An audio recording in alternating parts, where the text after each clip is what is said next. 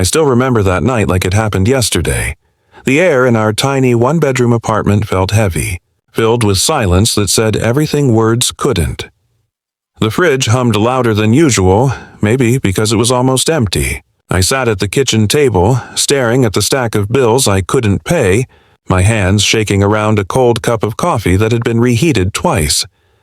Emily stood by the window, her arms crossed, her expression flat, like she'd already checked out of the conversation before it even started.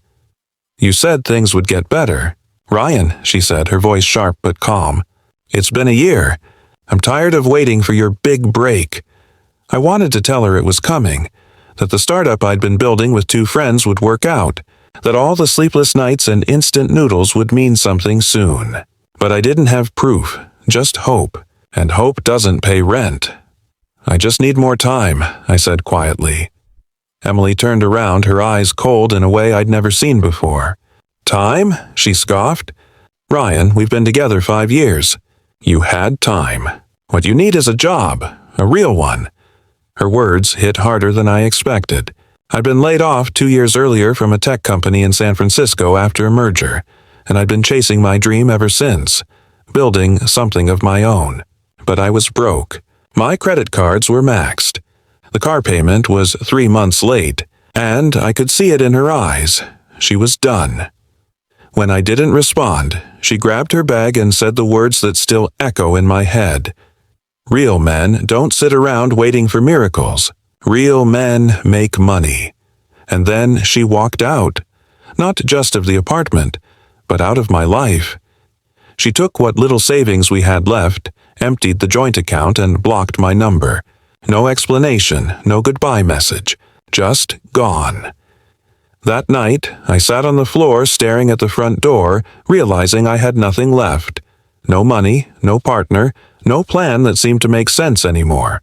I cried until I couldn't breathe. I wasn't just broke financially. I was broken completely. For weeks, I stopped answering calls. My friends gave up checking on me. The guys I was working with on the startup eventually left too. Said I'd lost focus, and honestly, they were right.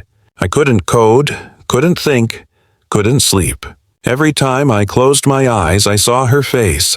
Calm, confident, walking away like I was some failed experiment. But there's something strange about hitting rock bottom.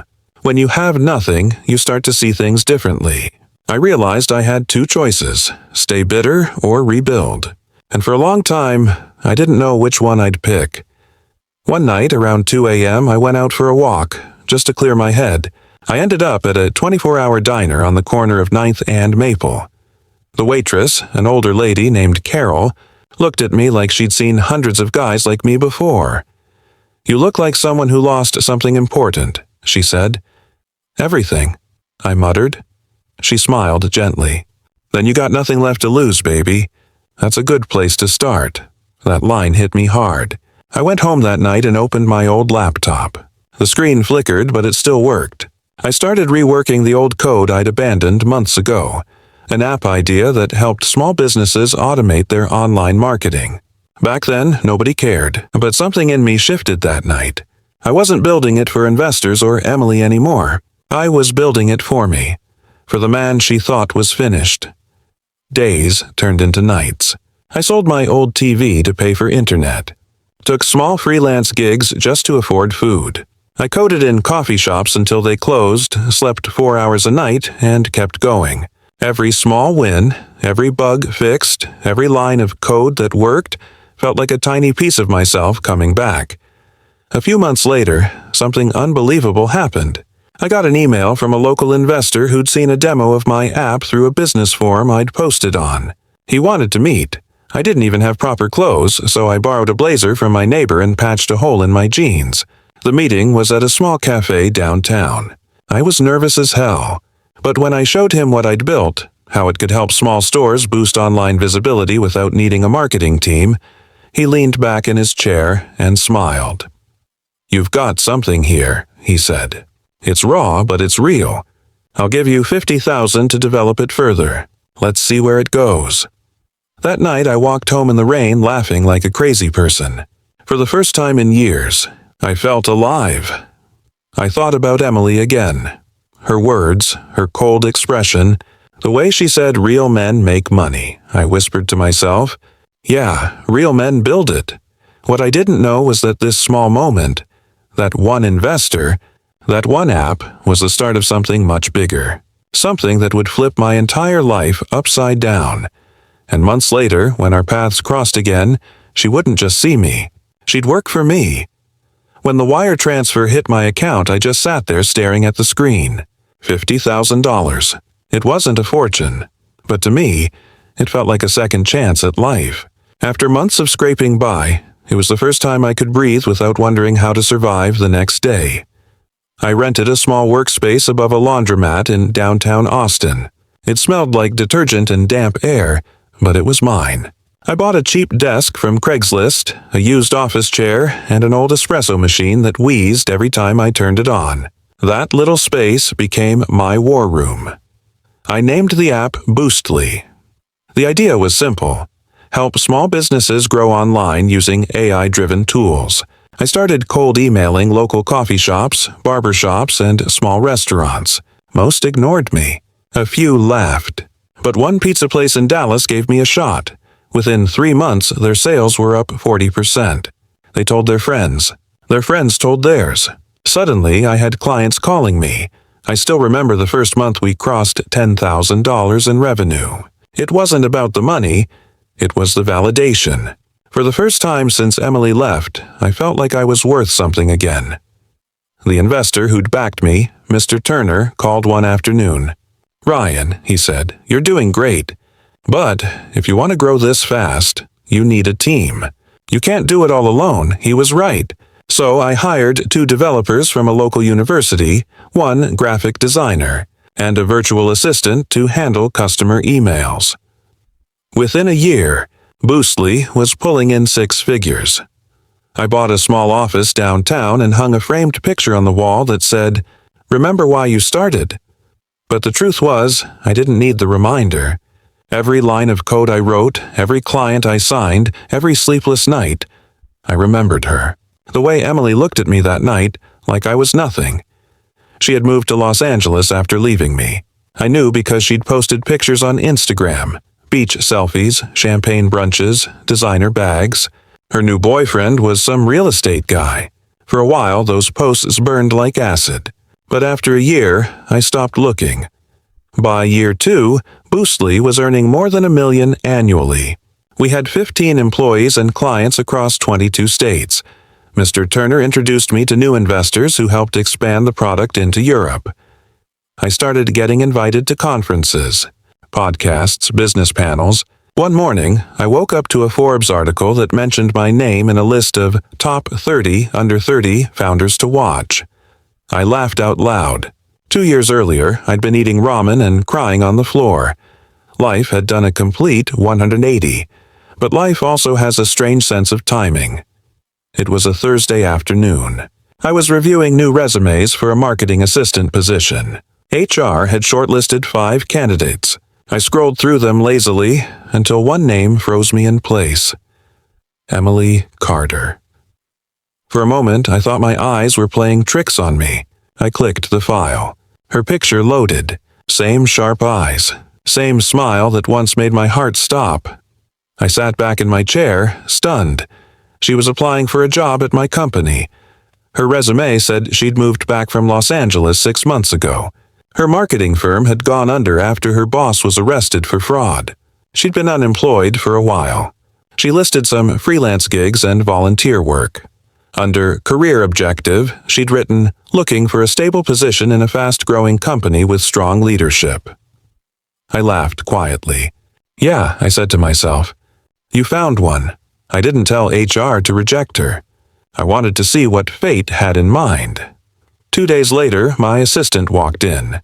"Ryan, we've got the last interview for the marketing assistant position." Her name's Emily Carter. I looked at her. "Send her in." When the door opened, time slowed. She walked in wearing a navy blue suit, her hair tied back neatly. For a split second, our eyes met, and I saw it. Recognition. Shock. A flicker of guilt. She froze at the door. "Ryan." "Hi, Emily," I said calmly. "It's been a while." Her voice trembled slightly. I didn't realize this was your company." "Yeah," I said, smiling faintly. "Most people don't." She laughed awkwardly and sat down. The air between us was thick with old ghosts. I watched her try to act composed, flipping through her folder, but her hands shook just enough to give her away. "So," I said casually, "why do you want to work at Boostly?" She swallowed hard. I've been following the company for a while. You're doing great things here. I'd be lucky to be part of it." It was surreal. The same woman who once said real men make money was now sitting across from me, asking for a job. I didn't say yes or no that day. I told her HR would follow up. But as she walked out, she turned back, her voice soft. "I'm proud of you, Ryan, really." I watched her leave. The part of me that once wanted revenge was quiet now. I didn't feel anger, just an odd mix of satisfaction and calm. Later that night, as I sat in my office overlooking the city lights, I thought about Carol's words from that diner years ago. "You got nothing left to lose, baby." That's a good place to start. She was right. Because from there, I'd built everything. And now, the woman who left me at my lowest was knocking on my door, asking to be part of what I'd built. I smiled to myself and whispered, "Let's see how this plays out." When I told HR to move forward with Emily's application, they looked surprised. "You sure, boss?" my assistant asked. She seemed a little nervous in the interview. I smiled slightly. "Yeah, I'm sure. Sometimes nerves just mean they care." Inside, I wasn't thinking about kindness or second chances. I wanted to see what life had planned next. I wasn't angry anymore. I'd already won in silence. But curiosity, that was something else. I wanted to see how it would feel to watch her sit across from me every day, knowing what she once said. A week later, she started. Boostly had grown fast. Glass walls, city views, a coffee machine that cost more than my first car. She walked in that Monday morning like someone stepping into a world she didn't belong to anymore. She looked different. Quieter, more careful, a little older than I remembered. I greeted her like any other employee. "Welcome aboard, Emily. I'm glad you're here." Her smile was polite but uneasy. "Thank you, Ryan. It's good to see you again." I could feel the unspoken history hanging between us, but no one else in the office had a clue. To them, she was just another new hire. To me, she was a living reminder of the man I used to be, the one she'd walked away from. For the first few weeks, I barely interacted with her. I watched from a distance. She was competent, no doubt. She worked hard, showed up early, and took on extra projects without being asked. But there was something different about her. She wasn't that confident, sharp-tongued woman who once told me, "Real men make money." There was humility now, maybe even regret. One afternoon, I overheard her talking to one of the other staff. "Yeah," she said quietly, "life's funny, huh? You think you've got it all figured out until it flips on you. And then you realize you were never in control." Her words stayed with me. A few days later, I called her into my office for a project briefing. She stepped in, looking a little tense. "Relax," I said, half smiling. "It's just work." She laughed nervously. "I know, this is strange for me, sitting here with you, after everything." "Yeah," I said evenly. "Life's strange like that." For a moment, silence. The city noise hummed faintly through the glass. Then she said, "Ryan, I need to say something." I leaned back in my chair. "Go ahead. I was awful to you," she said. "Back then, I was selfish and scared, and I hurt you. I don't expect forgiveness, but I want you to know I regret it." I didn't respond right away. I just looked at her. Not with anger, but with a kind of detached curiosity. Years ago, I would have begged to hear those words. Now, they meant nothing. Finally, I said, "You don't owe me an apology. We both made choices. You left, I rebuilt. It worked out the way it was supposed to." Her eyes softened. "You really did rebuild. This place, these people." "You did it, Ryan," I nodded. "Yeah. Turns out losing everything isn't the worst thing that can happen. It just forces you to find out who you are without it." She looked like she wanted to say more, but didn't. She left quietly. After she walked out, I stared at the door for a long time. The truth was, part of me admired her honesty. It takes guts to face your past. But another part of me, the part that remembered the nights I couldn't eat or sleep, wasn't ready to let her off that easy. Over the next few months, Emily became one of our best employees. She was creative, dedicated, and deeply focused. She earned respect from the team, and even Mr. Turner noticed her work. "Your new hire's sharp," he said over coffee one morning. "You've got a good eye." I just smiled. Yeah, she's got potential. But as Boostly grew, so did the spotlight. I started appearing on more podcasts and news features. One night, a local TV network invited me to do a live interview about entrepreneurship and resilience. Emily was in the production room, organizing our company's presentation slides. As the host asked about my past, how I built the company from nothing, I saw her watching through the glass panel. I said, "Sometimes you have to lose everything before you can build something worth having. Pain isn't the enemy. Comfort is." When the interview ended, I walked backstage. Emily was there, eyes red. She smiled faintly. "That was incredible." "Thanks," I said. "It's just my story," she hesitated. "You know, when I left, I thought you'd never recover. I thought you'd fade away." I looked at her, calm and steady. "Yeah, a lot of people did." That night she sent me a short email. "Ryan, I don't know if I've ever said this properly. I'm proud of you. Not because you're successful, but because you didn't become bitter. You became better." I read it twice before closing my laptop. I didn't reply, because this wasn't over yet. Emily thought she'd found peace by apologizing, but I wasn't sure she understood what she'd taken from me, how deep that wound had gone. I wasn't planning revenge in the cruel sense. I didn't want to hurt her. I wanted her to see, every single day, what she gave up. And slowly, I realized something else. Watching her work here, seeing her humbled, struggling quietly while I signed million-dollar contracts, that was the revenge. Not anger. Not payback. Just success. Loud enough for her to hear, but calm enough to look effortless. One evening, after everyone had left, she knocked on my office door. "You ever think we could have made it work, Ryan?" If I'd stayed, I didn't look up from my laptop. "No," I said simply. "If you'd stayed, I wouldn't be this man. And you wouldn't recognize him anyway." She nodded slowly, eyes glassy, and left. When the door closed, I leaned back in my chair, staring at the city skyline. Somewhere deep inside, the ache was still there, but quieter now.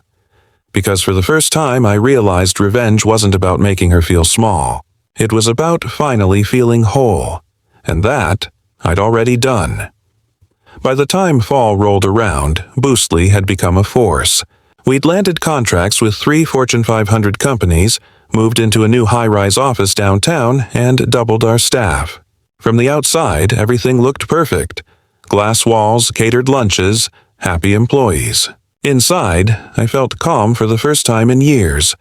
Emily was still there. She'd earned her place on the team, no question. But there was a quiet heaviness around her, something she tried to hide.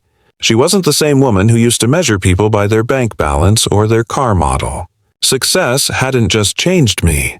It had aged her. One evening after work, I was leaving when I noticed her sitting alone in the conference room, staring at her phone. Her eyes were red. I hesitated, then walked in. "You okay?" I asked. She looked up, startled. "Yeah, I'm fine. Doesn't look like it," she sighed. "It's just life. My mom's been sick, and I've been sending her money every month, but it's getting hard. My savings are almost gone." Her voice cracked slightly. "And my rent just went up again. Feels like I can't catch a break." For a moment, I saw the same vulnerability I'd felt years ago when she walked out, that quiet panic of someone trying to hold everything together. I nodded. "If you need a few days off, take them. Family comes first." She looked at me like she didn't believe the kindness. "Thank you," she whispered. I didn't tell her that 2 weeks earlier, I'd quietly approved a salary raise for her. She'd find out on the next payroll. I didn't do it out of pity. I did it because I didn't want her to think I was the same man she left behind. Bitter, vengeful, stuck in the past. A few days later, I was in a meeting when my assistant whispered that someone wanted to see me urgently. It was Emily. She looked pale, shaken. "Can we talk?" she asked. I motioned for her to come in. "What's going on?" Tears welled up in her eyes. "My mom passed away this morning." I stood there for a second, speechless. I'd lost my dad young. I knew that hollow feeling. "I'm sorry, Emily, really," she nodded, unable to speak. I gave her 2 weeks off, full pay. No paperwork, no questions. When she came back, she was quieter than before. The sparkle in her eyes, what little was left of it, was gone. She threw herself into work like someone trying to forget everything, but the universe wasn't done testing her.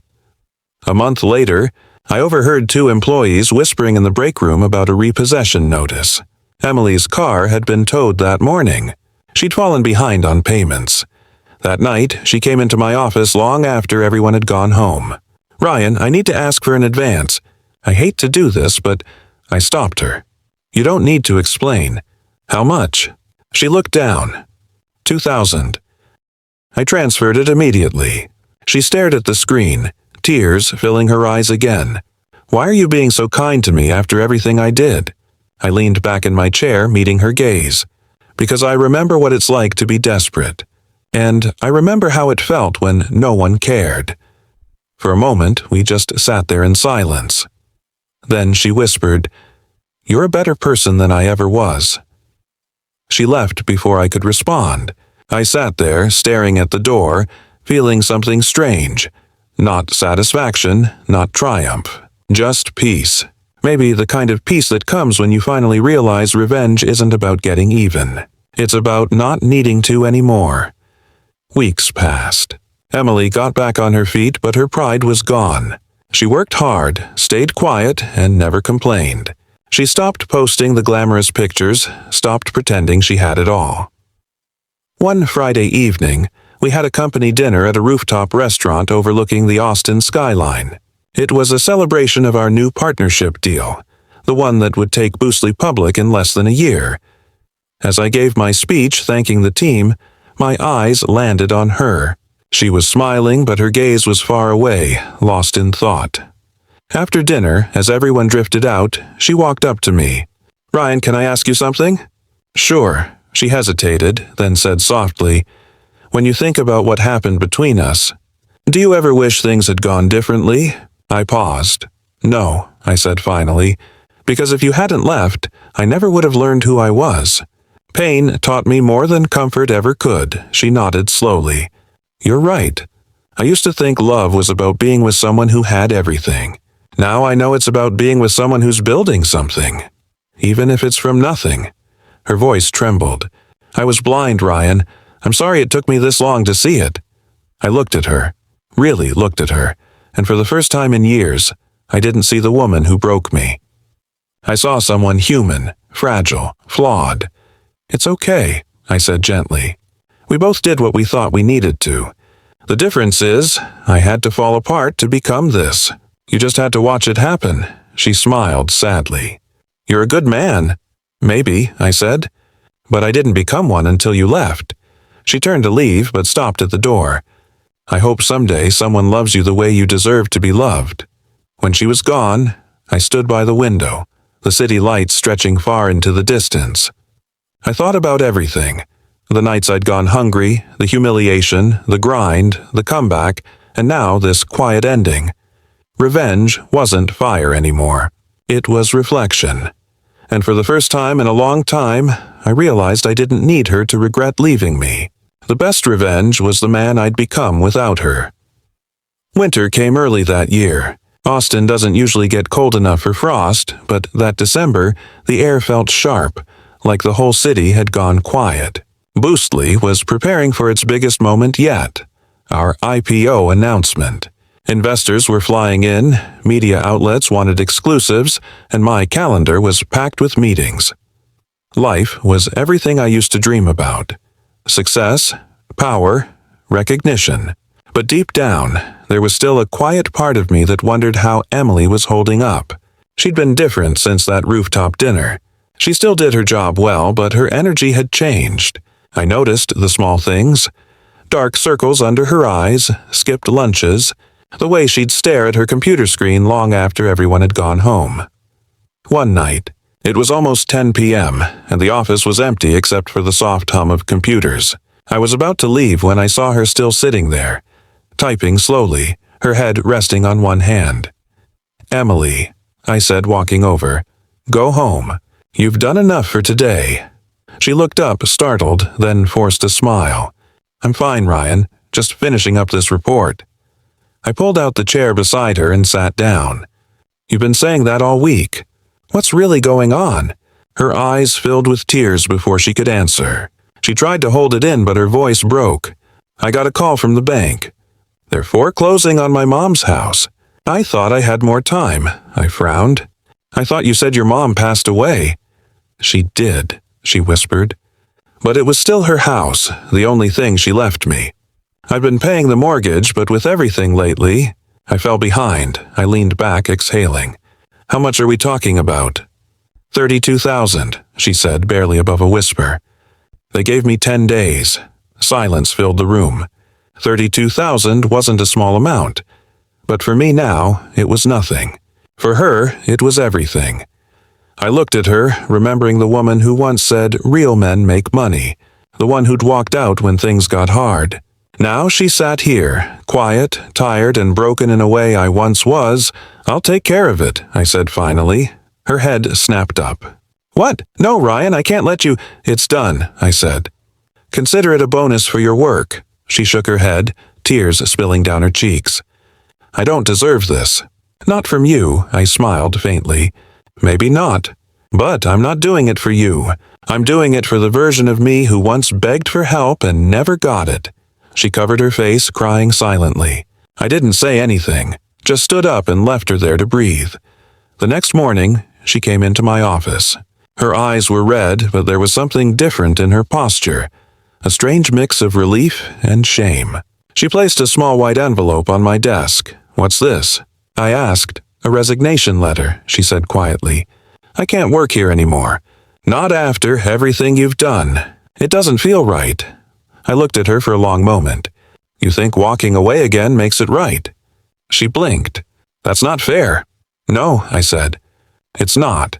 But neither was what you did back then. You don't get to decide when you've made peace with the past. You earn it. By staying, by showing up, by doing better."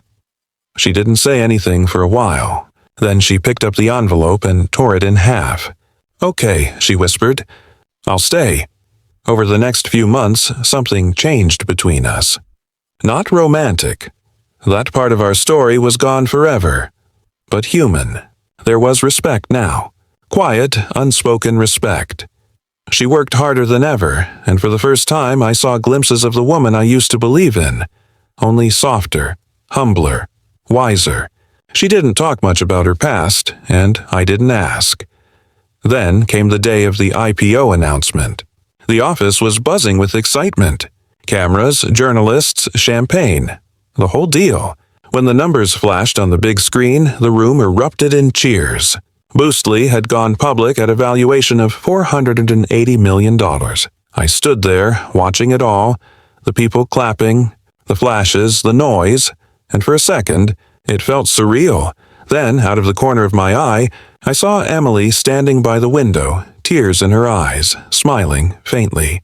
When the applause faded, she walked over. "You did it," she said softly. "No," I said. "We did it. Everyone here played a part." She shook her head. "No, Ryan, you built this. You earned this." She paused, then added, "I used to think walking away from you was strength, but now I know. Staying through the storm is what real strength looks like."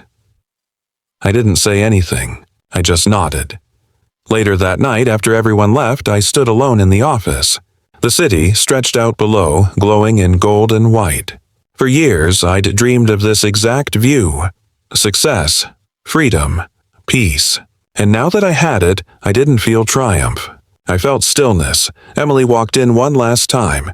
"I just wanted to say goodbye," she said softly. "Goodbye?"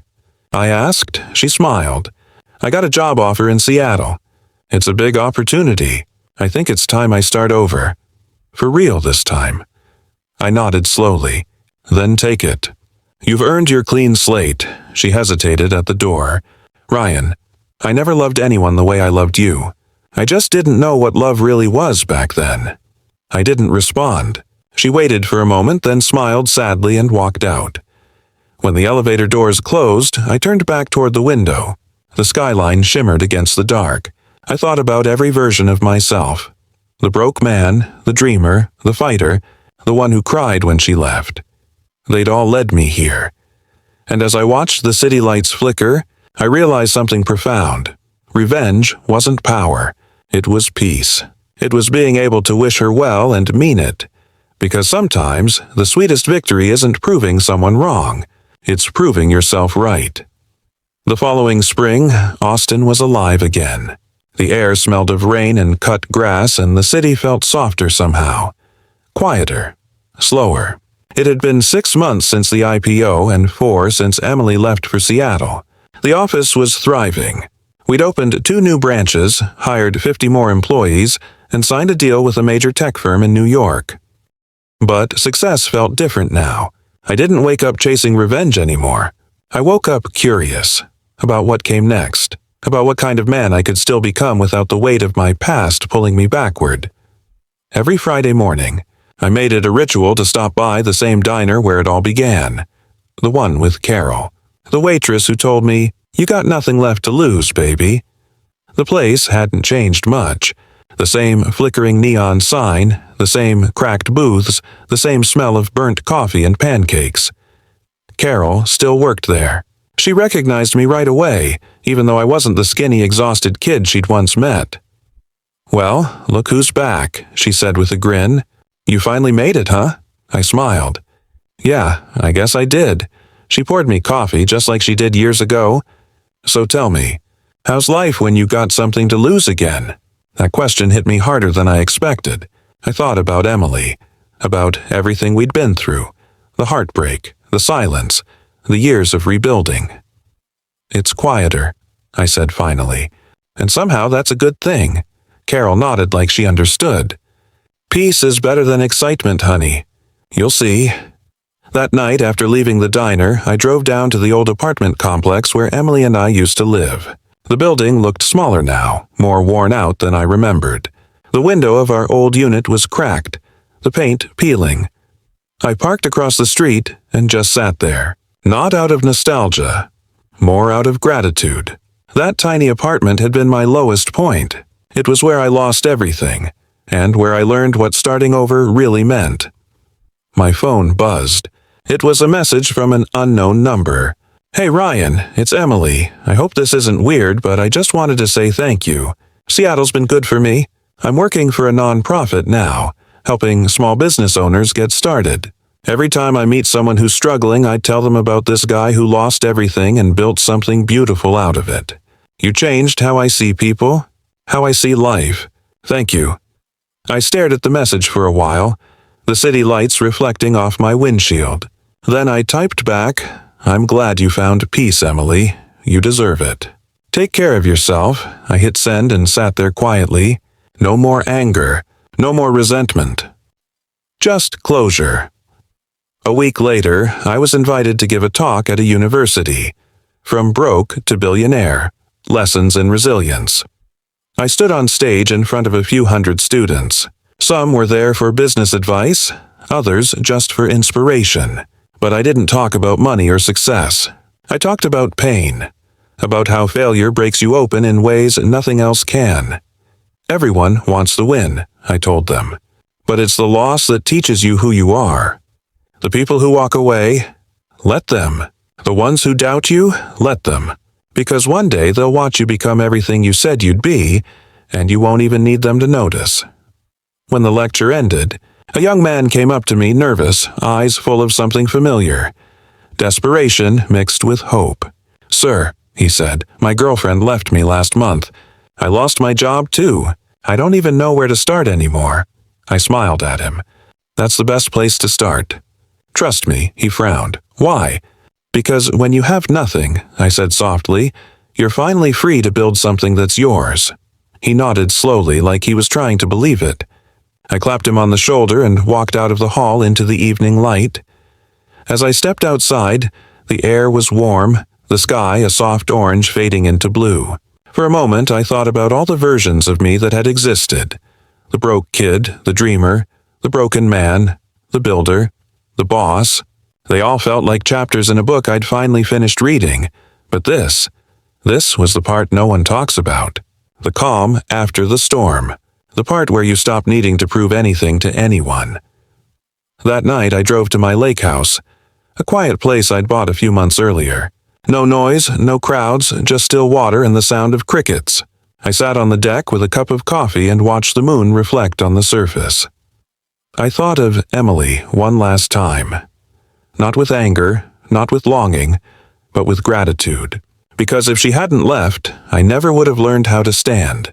And somewhere deep inside, I whispered the words I'd waited years to say out loud. Thank you for walking away. Because that was the moment I realized she didn't ruin me. She rebuilt me. And in the quiet of that Texas night under a sky full of stars, I smiled for real. Not the smile of a man who'd won, but the smile of a man who'd finally made peace with losing.